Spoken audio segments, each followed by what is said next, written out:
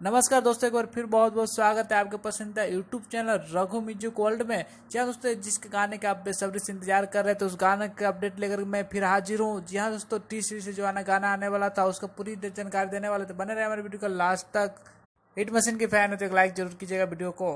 दोस्तों, जिस गाने के इंतजार कर रहे थे बेसब्री से उस गाने का अपडेट है। दोस्तों, इस गाने का पोस्टर रिलीज कर दिया गया है थोड़ी देर पहले, जिसका अपडेट बता रहा हूँ, पूरी जानकारी दे रहा हूँ। दोस्तों, आपको बता दें यह गाने का पोस्टर आउट कर दिया गया है। साथ साथ आपको बता दो ये भी कि इस गाने का राइटर पवन पांडे जी हैं और गाने का आवाज़ दी है दबंग स्टार खेसारी लाल यादव और प्रियंका सिंह जी।